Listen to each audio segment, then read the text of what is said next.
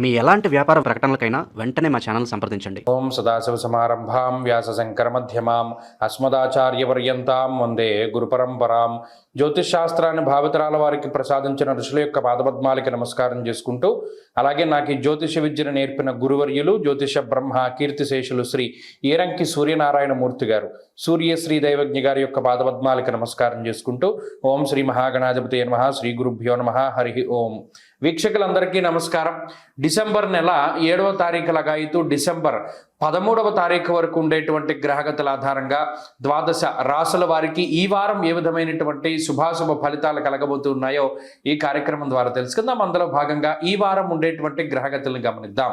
ఈ వారంలో ముఖ్యంగా మేషరాశి లగాయుతూ గ్రహ సంపత్తిని గనక పరిశీలనం చేస్తే మిథున రాశి యందు వక్రగత గురువు, సింహమందు కేతువు, వృశ్చిక రాశి యందు రవి, అలాగే బుధుడు, శుక్రుడు, అలాగే ధనురాశి యందు కుజుడు, మరీ ముఖ్యంగా కుంభమందు రాహువు, మీనమందు శనేశ్వరుడు, చంద్రుడు ఈ వారంలో మిథునం నుండి కన్య వరకు సంక్రమణం చేయబోతూ ఉన్నారు.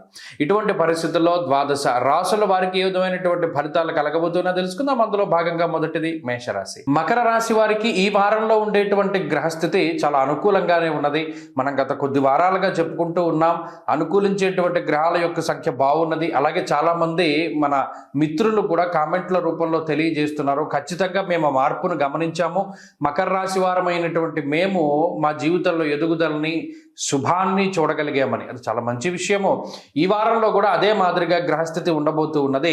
అయితే గత 3-4 వారాలకి ఈ వారానికి వ్యత్యాసం ఏమిటి అంటే 12వ స్థానంలోకి కుజుడు వచ్చారు.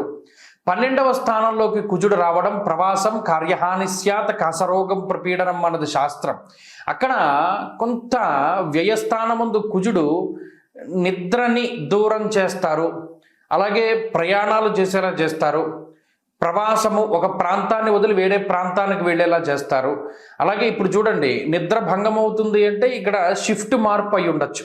ఉద్యోగం చేసేటువంటి వారు ఈ కాలంలో పనిచేస్తున్నటువంటి వాళ్ళు వేరే కాలంలో పనిచేయచ్చు, లేదా ఎక్కువగా పనిచేయవలసి రావడం వలనో దేనివల్లనో మొత్తం ఈ నిత్యం జరిగేటువంటి డే టు డే మెటబాలిజంలో కొన్ని మార్పులు రావచ్చు అనేటువంటిది శాస్త్రవచనం. ఏదేమైనప్పటికీ కొంత శ్రమని అనుభవిస్తారు అధికంగా. అయితే ఇక్కడ శ్రమకి తగ్గ ప్రతిఫలం ఉంటుంది. గురుడు షష్ఠ స్థానంలోకి మారారు, శని బలం ఉన్నది, రాహు బలం ఉన్నది, రవి బలం ఉన్నది, బుధ శుక్ర చంద్రుని యొక్క బలం ఉన్నది. 6 గ్రహాలు అనుకూలంగా ఉన్నప్పుడు ఈ కుజుడు కొంత ప్రతికూలంగా ఉన్న ఆయన ఇచ్చేటువంటి దోషాలను మిగతా గ్రహాలు తీసేస్తాయి. ఒకవేళ కుజుడు ఏదైనా ఇలా స్థానచలనం కలిగేలా చేశారనుకోండి, ఆ స్థానచలనం ఏదో మంచిగా అయి ఉంటుంది, ప్రమోషన్తో కూడి స్థానచలనం రావడం, ఏదైనా విహారయాత్రలకు వెళ్ళడం, ఇలా ఏదైనా మనకి అనుకూలించేటువంటి అంశాలు ఎక్కువగా ఉండడాన్ని మకర రాశి వారిలో ఈ వారం కూడా మనం గమనించవచ్చు. కాబట్టి ఈ వారం కూడా ఉద్యోగపరంగా, వ్యాపార పరంగా, అన్నిటి పరంగా కూడా మకర రాశి వారికి సానుకూలమైనటువంటి వాతావరణం ఉన్నది. మరీ ముఖ్యంగా శుభ కార్యక్రమాలకి సంబంధించినటువంటి విషయాలు, ఇంట్లో ఏదైనా మంచి ఆనందదాయకమైనటువంటి వాతావరణం ఉండడమో, నూతన వస్తువులు, వాహనములు, బంగారము, వస్త్రములు ఇటువంటి వాటిని కొనుగోలు చేయడమో, లేదా మీ మీద ఉండేటువంటి నీలాపనందలు తొలగిపోతూ ఉండడం ఇత్యాది విషయాల్లో ఈ మకర రాశి వారికి కొంత ఊరట ఉంటుంది. ఈ రాశివారి ఈ వారంలో మరింత అనుకూలమైనటువంటి ఫలితాలని సాధించడానికై ఎక్కువగా దక్షిణామూర్తి యొక్క ఆరాధన చేస్తూ ఉండడం చెప్పదగినటువంటి సూచన. ఈ వారంలో కలిసి వచ్చేటువంటి రోజు బుధవారంగా చెప్పవచ్చును. అదృష్ట సంఖ్య 2, అదృష్ట వర్ణము ఆకుపచ్చ. తదుపరి కుంభరాశి.